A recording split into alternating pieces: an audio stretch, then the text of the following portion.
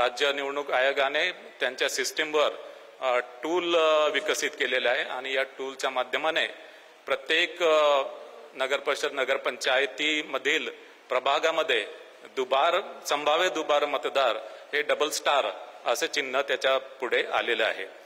जिथे जिथे अशा प्रकारचे डबल स्टार आलेले आहे तिथे संबंधित अधिकारी संबंधित मतदारांना कॉन्टॅक्ट करून तो कुठल्या प्रभागामध्ये आणि तो कुठल्या मतदान केंद्रामध्ये तो मतदान करेल याची माहिती घेईल। त्यासोबतच त्याचं नाव, त्याचं लिंग, त्याचा फोटोग्राफ आणि त्याचा पत्ता या सर्व बाबी सुद्धा तपासेल। ज्या मतदान केंद्रामध्ये त्यांनी ऑप्शन दिलेला आहे त्या मतदान केंद्रामध्ये त्याला मतदानाची सोय असेल आणि इतर मतदान केंद्रामध्ये त्याला मतदान करता येणार नाही। ज्या मतदारांच्या नावानं पुढे डबल स्टार आलेला आहे, दुबार मतदार म्हणून डबल स्टार आलेला आहे, पण त्यांनी काही प्रतिसाद दिला नाही तर सर्व मतदान केंद्रावर त्याचं डबल स्टार म्हणून नोंद होईल आणि असा मतदार मतदान केंद्रावर आल्यानंतर त्याच्याकडून एक डिक्लेरेशन घेतलं जाईल की या मतदान केंद्राव्यतिरिक्त इतर मतदान केंद्रामध्ये त्यांनी मतदान केलं नाही किंवा या मतदानानंतर दुसऱ्या मतदान केंद्रावर तो मतदान करणार नाही, म्हणजे एकाच मतदान केंद्रावर त्याला मतदान करता येईल। ऑफकोर्स त्याच्या ज्या वेगवेगळे जे अधिनियम आहेत आणि नियम याच्यामधल्या मतदारांच्या पात्रतेविषयी ज्या तरतुदी आहेत त्या ऑफकोर्स प्रिसाइडिंग ऑफिसर या तपासून घेतील।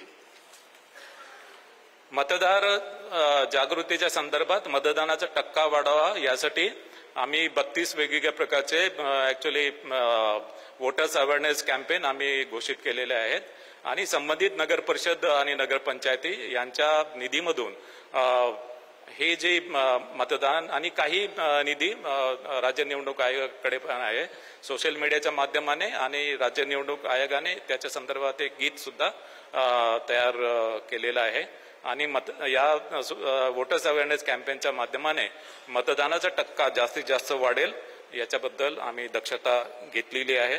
वेगवेगळे पोस्टर्स, बॅनर्स, क्रिएटिव्ह आर्ट, भित्तिचित्र, चित्ररथ याच्या माध्यमाने सुद्धा वोटर्स अवेअरनेस कॅम्पेन राबवला जाईल।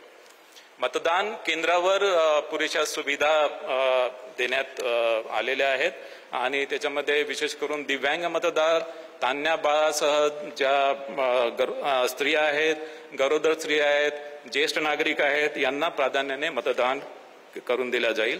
दिव्यांग आणि ज्येष्ठ नागरिकांसाठी रॅम्पची सोय केलेली आहे, याशिवाय व्हीलचेअरची सुद्धा व्यवस्था करण्यात येणार आहे। सर्व मतदान केंद्रावर विजेची व्यवस्था, पिण्याच्या पाण्याची व्यवस्था, सावलीची व्यवस्था, शौचालयाची व्यवस्था उपलब्ध करून देण्यात आलेली आहे आणि विशेष करून काही मतदान केंद्र हे गुलाबी मतदान केंद्र म्हणून ऍक्च्युअली हे आम्ही करू आणि या गुलाबी मतदान केंद्रामध्ये या मतदान केंद्रातील सर्व निवडणूक अधिकारी, कर्मचारी, पोलीस कर्मचारी हे महिला कर्मचारी असतील। यावेळेस मतदान केंद्राच्या इमारतीमध्ये मोबाईल नेण्याची एक फॅसिलिटी आम्ही दिलेली आहे, मात्र ऍक्च्युअल मतदान केंद्रामध्ये मोबाईल नेता येणार नाही, त्या इमारतीमध्ये नेता येईल आणि त्या मतदान केंद्राच्या बाहेर एक फॅसिलिटी असेल तिथे मोबाईल तिथे डिपॉझिट करता येईल। मात्र हे कंपल्सरी नाही आहे, जे निवडणूक निर्णय अधिकारी याच्या संदर्भात निर्णय घेतील की कुठल्या मतदान केंद्रावर ही मोबाईल नेण्याची फॅसिलिटी उपलब्ध करून द्यायची आहे। या निवडणुकीसाठी नगर परिषद नगरपंचायत निवडणुकीसाठी 288 निवडणूक निर्णय अधिकारी आणि 288 सहाय्यक निवडणूक निर्णय अधिकारी यांची व्यवस्था आम्ही केलेली आहे। यासाठी एकूण पोलिंग स्टाफ, काउंटिंग स्टाफ एकूण 66,775 निवडणूक अधिकारी कर्मचाऱ्यांची व्यवस्था आम्ही केलेली आहे।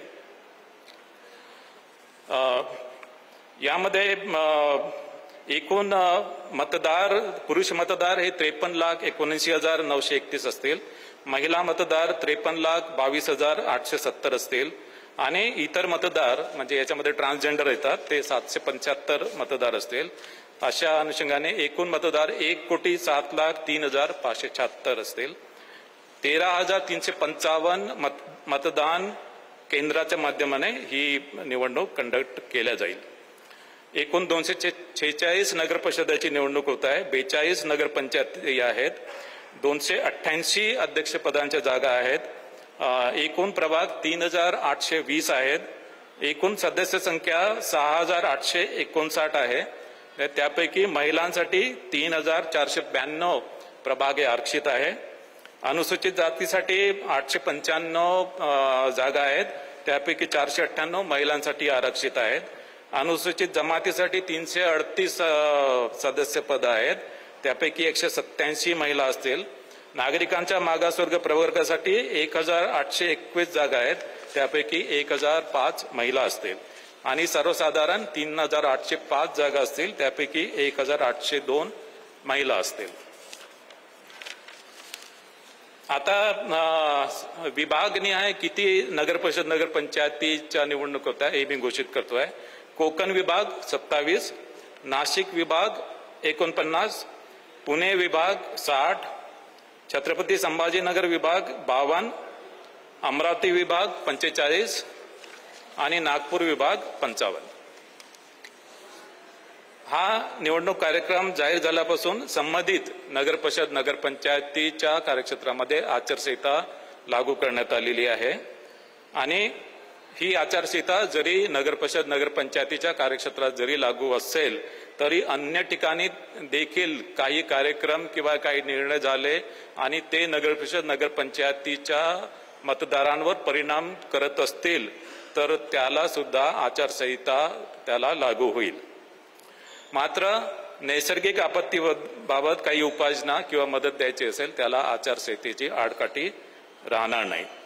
आचारसंहिता आणि कायदा सुव्यवस्था संदर्भात आजच राज्य निवडणूक आयोगाने 2 आदेश जारी केलेले आहेत.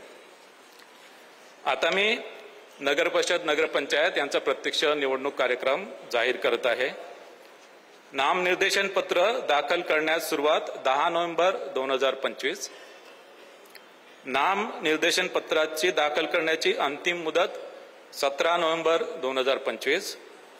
नाम निर्देशन पत्राची छाननी 18 नोव्हेंबर 2025.